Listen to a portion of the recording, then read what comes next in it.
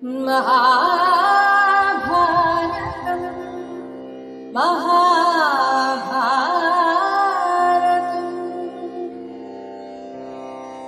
यदा यदा हि धर्मस्य ग्लानिर्भवति भारत अभ्युत्थानमधर्मस्य तदात्मानं सृजाम्यहम् परित्राणाय साधूनां विनाशाय च दुष्कृतां धर्मसंस्थापनार्थाय सम्भवामि युगे युगे.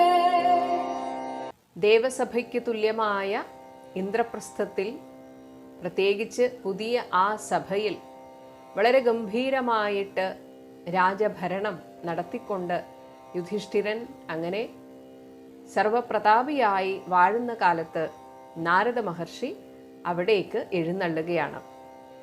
നാരദ മഹർഷി പ്രധാനമായിട്ട് ഒരു രാജാവ് എങ്ങനെയൊക്കെ ആയിരിക്കണം എന്ന രീതിയിലുള്ള കുറെ ചോദ്യങ്ങൾ രാജാവിനോട് ചോദിക്കുകയാണ്. അങ്ങ് ഇതുപോലെയൊക്കെ ചെയ്യുന്നില്ലേ എന്നാണ് ചോദിക്കുന്നത്. അതിനർത്ഥം ഇങ്ങനെയൊക്കെ ആയിരിക്കണം ഒരു രാജാവ് എന്നാണ്. അതിൽ ചില കാര്യങ്ങൾ മാത്രം പറയാം. അതായത് രാജാവിനോട് ചോദിക്കുകയാണ്, സ്വന്തം ജ്ഞാതികൾ, അതായത് ബന്ധുവർഗങ്ങൾ, ഗുരുക്കൾ, വൃദ്ധന്മാർ, വ്യാപാരികൾ, ശില്പികൾ, ആശ്രിതർ, ദരിദ്രർ, ഇവരെ ധാന്യധനങ്ങളാൽ അങ്ങ് പോറ്റുന്നില്ലേ? അപ്പോൾ ഇവർക്കൊന്നും അവരുടെ സ്വന്തമായ വരുമാനം ഇല്ല എങ്കിൽ, ഇനി ഉണ്ടായാൽ പോലും ഒരു രാജാവിൻ്റെ ധർമ്മമാണ് ഇവരെയൊക്കെ നന്നായിട്ട് സംരക്ഷിക്കുക എന്നത്. പിന്നെ ചോദിക്കുന്നു, വരവ് ചെലവ് കണക്ക് വെക്കുന്നവരായ കണക്കെഴുത്തുകാർ നിന്റെ ആയവ്യയങ്ങൾ, അതായത് വരവ് ചെലവ് കണക്കുകളൊക്കെ നിത്യവും പ്രഭാതത്തിൽ നോക്കുന്നില്ലേ? അത് എല്ലാം വളരെ കൃത്യമായിട്ട് വെക്കുന്നില്ലേ എന്നാണ് ചോദിക്കുന്നത്. കാര്യത്തിൽ പ്രാപ്തിയുള്ളവരും നിന്റെ ഗുണകാംക്ഷികളുമായി പ്രിയജനങ്ങളെ, നിനക്ക് എല്ലാ കാര്യങ്ങളും വളരെ കൃത്യമായി ചെയ്യുന്നു എന്ന് തോന്നുന്നവരെ കുറ്റമൊന്നും കൂടാതെ പണിയിൽ നിന്നും നീക്കം ചെയ്യുന്നില്ലല്ലോ. അവരുടെ മേൽ ആരെങ്കിലും വെറുതെ ആരോപണം ഉന്നയിച്ചാൽ അത് മുന്നും പിന്നും നോക്കാതെയൊന്നും അവരെ അതിൽ നിന്ന് പറഞ്ഞു വിടുന്നില്ലല്ലോ. അതൊക്കെ നീ വളരെയധികം ശ്രദ്ധിക്കുന്നില്ലേ എന്ന് ചോദിക്കുകയാണ്. അതേസമയം ഉത്തമന്മാരും മധ്യമന്മാരും അധമന്മാരുമായ ജനങ്ങളെ അവരവർക്ക് ചേർന്ന ജോലിയിൽ നിയമിക്കുന്നില്ലേ? എന്നാൽ ലുബ്ധന്മാർ, പിശുക്കന്മാർ, കള്ളന്മാർ, ശത്രുക്കൾ, പ്രായപൂർത്തിയാകാത്തവർ, ഇങ്ങനെയുള്ള ജനങ്ങളെ ഭവാൻ ഉദ്യോഗത്തിൽ വെച്ചിട്ടില്ലല്ലോ. അപ്പോൾ ഒരാളെ ഉദ്യോഗത്തിൽ എടുക്കുമ്പോൾ, പ്രത്യേകിച്ച് രാജകാര്യങ്ങളിലൊക്കെ എടുക്കുമ്പോൾ വളരെയധികം ശ്രദ്ധിക്കണമെന്നൊരു മുന്നറിയിപ്പാണ് ഇവിടെ നാരദ മഹർഷി കൊടുക്കുന്നത്. അതുപോലെ ആരും രാഷ്ട്രപീഡ ചെയ്യുന്നില്ല എന്ന് ഉറപ്പുവരുത്തുന്നുണ്ടല്ലോ. പിന്നെ ഒന്ന് എടുത്തു ചോദിക്കുന്നത്, രാജ്യത്തിലെ കൃഷിക്കാരൊക്കെ സന്തുഷ്ടരല്ലേ? രാജ്യത്ത് ധാരാളം വെള്ളം സംഭരിക്കുന്ന അണക്കെട്ടുകളില്ലേ? വലിയ തടാകങ്ങളില്ലേ? അഥവാ ഇടക്ക് മഴ കിട്ടിയില്ലെങ്കിലും കൃഷിവർദ്ധനയ്ക്ക് മറ്റ് പരിഹാര മാർഗങ്ങൾ ഇല്ലേ? വിത്തും നെല്ലും കൃഷിക്കാർക്ക് പാഴാകുന്നില്ലല്ലോ. അതുപോലെ അഭിവൃദ്ധിക്ക് വേണ്ടി അങ്ങയുടെ ആ ഖജനാവിൽ നിന്നുള്ള അങ്ങയുടെ ആ വരവ് ചെലവ് കണക്കുകളൊക്കെ നോക്കിയിട്ട് അതിൽ നിന്നൊരു 25% ഭവാൻ കൃഷിക്കാർക്ക് സമ്മാനിക്കുന്നില്ലേ? അപ്പോൾ കൃഷിക്കാരെ വളരെ നന്നായിട്ട് നോക്കണം എന്ന് ഇവിടെ സൂചിപ്പിക്കുകയാണ്. ഇങ്ങനെയൊക്കെ ഒരുപാട് കാര്യങ്ങൾ നാരദ മഹർഷി യുധിഷ്ഠിരന് ഉപദേശിക്കുകയാണ്. ഇങ്ങനെയുള്ള നാരദ മഹർഷിയുടെ ഉപദേശം കേട്ട് യുധിഷ്ഠിരൻ പറഞ്ഞു, മഹർഷേ, ഇതെല്ലാം ഞാൻ ശിരസാ വഹിക്കുന്നു. എന്നെക്കൊണ്ടാവുന്ന വിധത്തിൽ ഞാൻ ഇതെല്ലാം ശരിയാവണ്ണം ആചരിക്കുന്നതാണ് എന്ന് പറഞ്ഞ് അങ്ങനെ കുശല പ്രശ്നങ്ങളൊക്കെ പറയുന്നതിനിടയിൽ ഒരു ആകാംക്ഷ കൊണ്ട് യുധിഷ്ഠിരൻ ചോദിക്കുകയാണ്, അങ്ങ് എല്ലാ ലോകങ്ങളിലും സഞ്ചരിക്കുന്ന ആളല്ലേ? എൻ്റെ ഈ സഭയ്ക്ക് തുല്യമായ സഭ, അല്ലെങ്കിൽ അതിനേക്കാളും മെച്ചമായ ഒരു സഭ മറ്റെവിടെയെങ്കിലും അങ്ങ് കണ്ടിട്ടുണ്ടോ?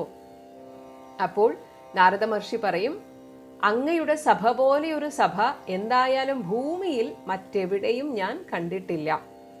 അതേസമയം മറ്റു പല ലോകങ്ങളിൽ ഇന്ദ്രസഭ, വരുണസഭ, യമധർമ്മസഭ ഇങ്ങനെ വളരെ വിശിഷ്ടമായ ഒരുപാട് സഭകളുണ്ട് എന്ന് പറഞ്ഞ് അതിനെക്കുറിച്ചൊക്കെ വളരെ വിശദമായിട്ട് പറഞ്ഞു കൊടുക്കുകയാണ് യുധിഷ്ഠിരന്.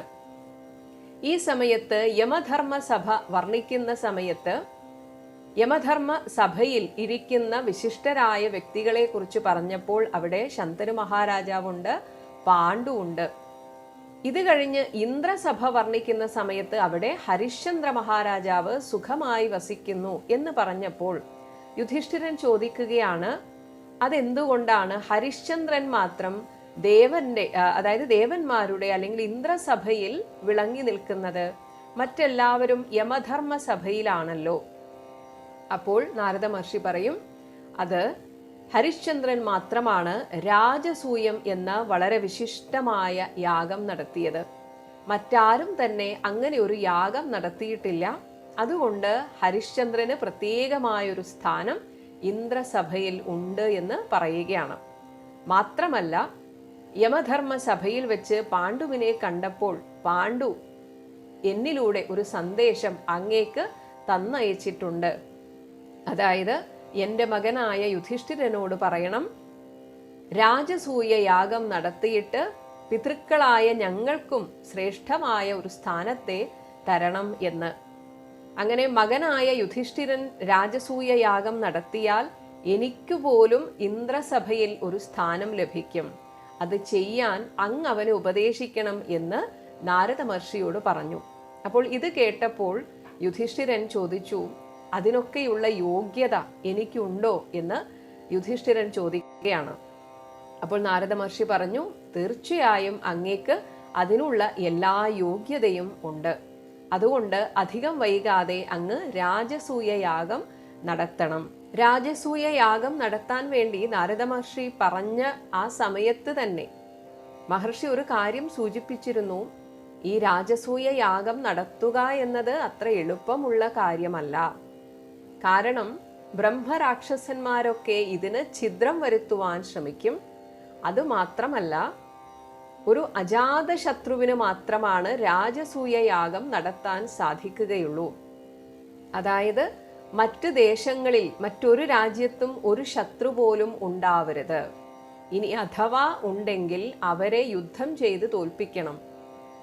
അങ്ങനെ നോക്കുമ്പോൾ രാജസൂയ യാഗത്തിന് മുൻപ് പലപ്പോഴും വലിയ യുദ്ധങ്ങൾ നടക്കാനുള്ള സാധ്യതയുണ്ട്.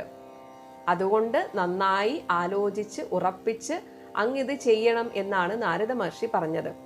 അങ്ങനെ ഓരോ കാര്യങ്ങളൊക്കെ പറഞ്ഞു കഴിഞ്ഞിട്ട് നാരദ മഹർഷി പറഞ്ഞു, ഞാൻ എന്നാൽ ഇനി ദ്വാരകയിലേക്ക് പോവുകയാണ് എന്ന് പറഞ്ഞ് നാരദ മഹർഷി അവിടെ നിന്ന് പോവുകയാണ്.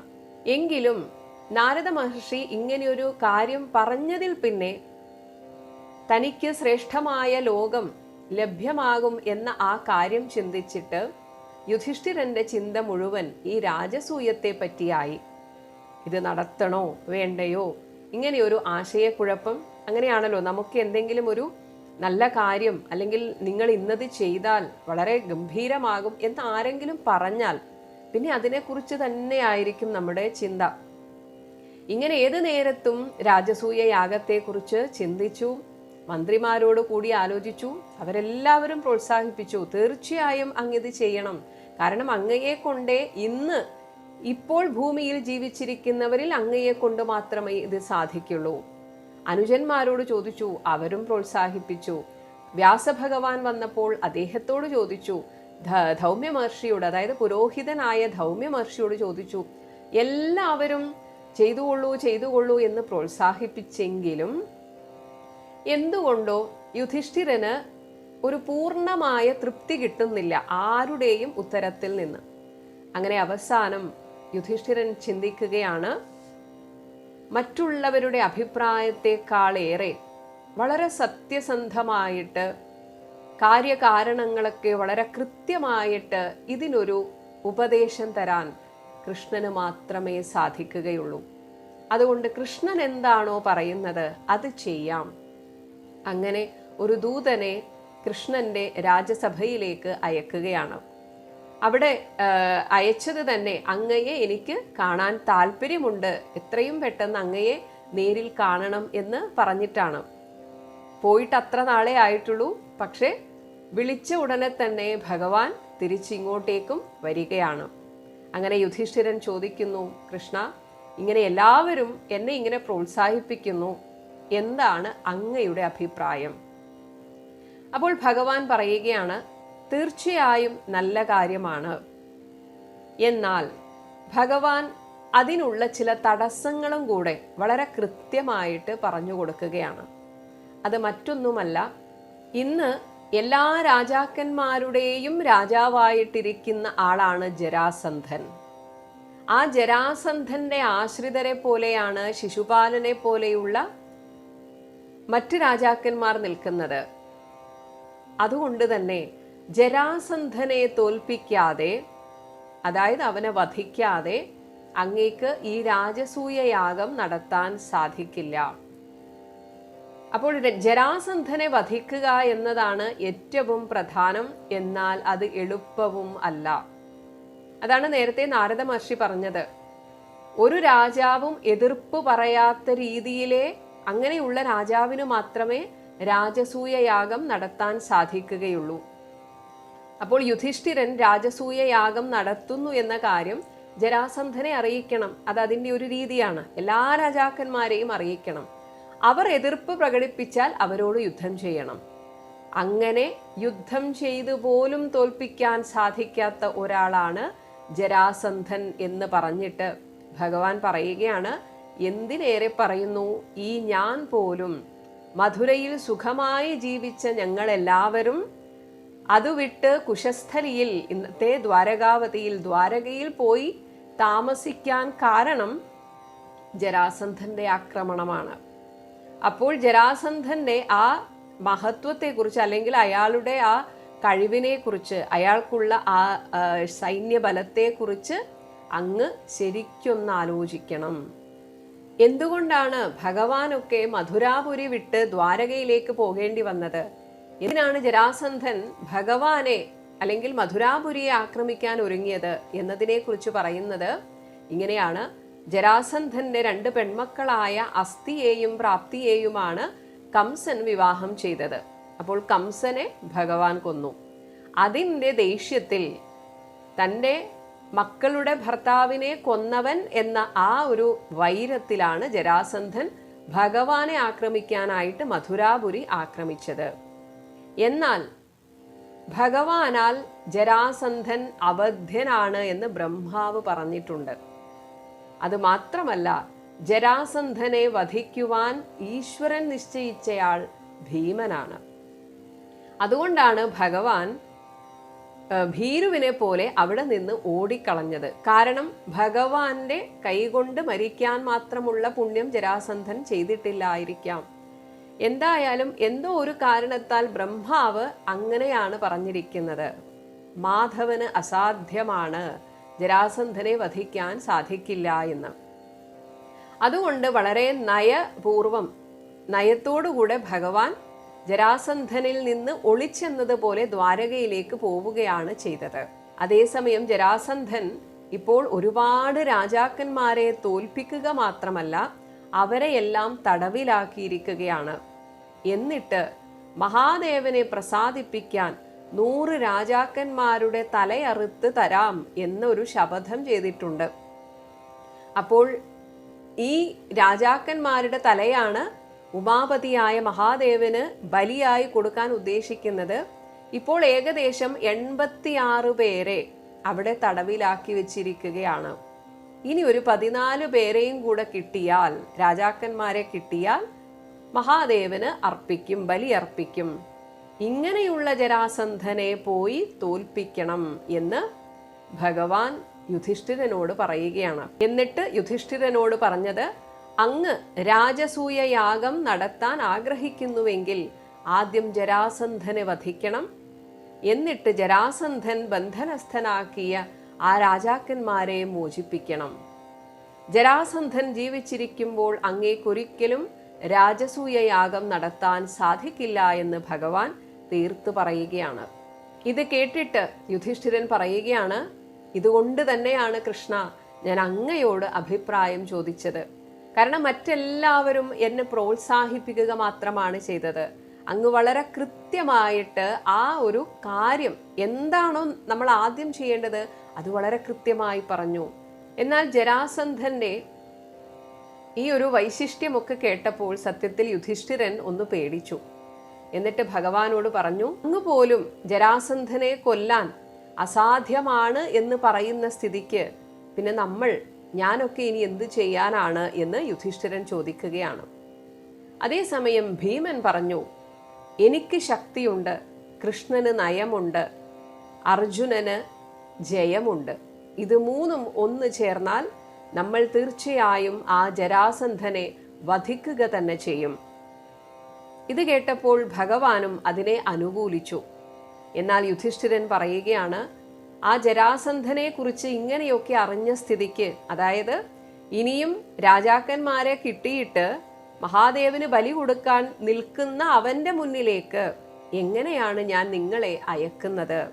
നിങ്ങളെ ബലി കൊടുക്കുന്നത് പോലെ ആയിപ്പോവുകയില്ലേ? ഞാൻ എന്ത് ചെയ്യും? കാരണം ഇവിടെ യുധിഷ്ഠിരൻ പറയുകയാണ്, ഭീമാർജുനന്മാർ എൻ്റെ 2 കണ്ണുകളാണ്, കൃഷ്ണ നീ എൻ്റെ മനസ്സാണ്. ഇങ്ങനെ നിങ്ങളെ കണ്ണും മനസ്സും ഇല്ലാതായാൽ പിന്നെ ഞാൻ എങ്ങനെ ജീവിക്കും? അതുകൊണ്ട് നിങ്ങളെ കൊലക്ക് കൊടുക്കാൻ എനിക്ക് മനസ്സ് വരുന്നില്ല. അതുകൊണ്ട് ഞാൻ ഈ രാജസൂയം എന്ന ആഗ്രഹം ഇവിടെ വിട്ടിരിക്കുന്നു എന്ന് തോൽവി സമ്മതിച്ചതുപോലെ യുധിഷ്ഠിരൻ പറയുകയാണ്. അത് കേട്ടിട്ട് വീരശൂര പരാക്രമിയായ അർജുനൻ ഒരു ക്ഷത്രിയന് ചേർന്ന ചില വാക്കുകൾ പറയുകയാണ്. അതായത്, ബലമുള്ളവനായാലും അശ്രദ്ധ മൂലമുള്ള തെറ്റുകൊണ്ട് ജയ അർഹനല്ലാതെ ഭവിക്കും.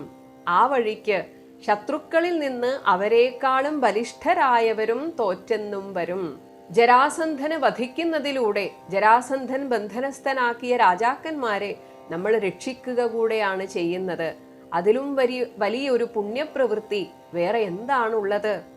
അതുകൊണ്ട് ജയത്തിലുള്ള ഈ ഒരു സംശയം അങ്ങ് ഉപേക്ഷിക്കണം. എന്നിട്ട് നമ്മൾ ധൈര്യമായി മുന്നോട്ട് പോവുക തന്നെ വേണം എന്ന് അർജുനൻ ധീരമായിട്ടൊരു മറുപടി പറയുകയാണ്. ഇത് കേട്ട് ഭഗവാൻ അർജുനനോട് പറയുന്നു, ബലേ ഭേഷ് അർജുന, നീയാണ് വീരൻ, വീരമാതാവായ കുന്തി പ്രസവിച്ചവനാണ് എന്ന് നീ തെളിയിച്ചിരിക്കുന്നു. ഇങ്ങനെ വേണം ക്ഷത്രിയന്മാരായാൽ. എന്നിട്ട് യുധിഷ്ഠിരനോട് പറയുകയാണ്, അങ്ങ് എന്തിനാണ് ഇങ്ങനെ പേടിക്കുന്നത്? മരണത്തെ ആരെങ്കിലും പേടിക്കുമോ?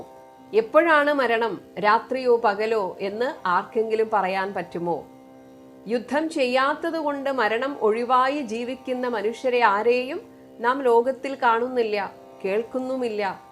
വീരനായ പുരുഷന് ഏറ്റവും സന്തോഷകരമായിട്ടുള്ളത് തരം കണ്ട് നയം നോക്കി ശത്രുക്കളോട് എതിർക്കുക എന്നുള്ളതാണ്.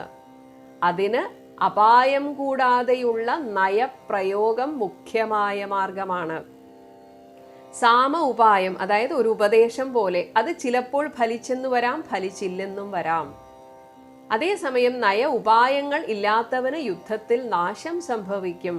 ഇനി പറയുന്നു, ഞങ്ങളെ വിശ്വസിക്കുക, ഞങ്ങൾ നയത്തോടുകൂടി ശത്രുവായ ആ ജരാസന്ധന്റെ അടുത്ത് ചെന്ന് ഒഴുക്ക് വൃക്ഷത്തെ എന്നതുപോലെ വീഴിക്കുക തന്നെ ചെയ്യും. അതുകൊണ്ട് അങ്ങേക്ക് ആശങ്ക തീരെ വേണ്ട. ഞാനും അർജുനനും ഭീമനും കൂടെ ചെന്ന് ജരാസന്ധനെ തോൽപ്പിക്കുന്നതാണ്. ഇങ്ങനെ ഒരു യുദ്ധമല്ല, അതേസമയം ഉപായത്തിലൂടെ മാത്രമേ ആ ജരാസന്ധനെ തോൽപ്പിക്കാൻ സാധിക്കുകയുള്ളൂ എന്ന് മനസ്സിലാക്കിയപ്പോൾ യുധിഷ്ഠിരൻ ചോദിക്കുകയാണ്, ആരാണ് ഈ ജരാസന്ധൻ? എന്തുകൊണ്ട് അവൻ ഇത്രയും ശക്തി? എന്തുകൊണ്ടാണ് ആർക്കും അവനെ തോൽപ്പിക്കാൻ സാധിക്കാത്തത്? ഇങ്ങനെ ചോദിച്ചപ്പോൾ ഭഗവാൻ ജരാസന്ധന്റെ കഥ പറയുകയാണ്. മഗധ രാജ്യം ഭരിച്ചിരുന്ന രാജാവായിരുന്നു ബൃഹദ്രഥൻ. ഈ മഗധ എന്നത് ഇന്നത്തെ ബീഹാർ ഉൾപ്പെടുന്ന പ്രദേശമാണ്. ഈ ബൃഹദ്രഥൻ കല്യാണം കഴിച്ചത് കാശി രാജാവിൻ്റെ ഇരട്ടകളായ 2 സുന്ദരിമാരെയാണ്. അപ്പോൾ രാജാവ് അവരോട് സത്യം ചെയ്തിരുന്നു, ഇതിലാരെയും പ്രത്യേകമായിട്ട് ഞാൻ കണക്കാക്കുകയില്ല, 2 പേർക്കും തുല്യമായ പരിഗണന ഞാൻ തരുന്നതാണ്.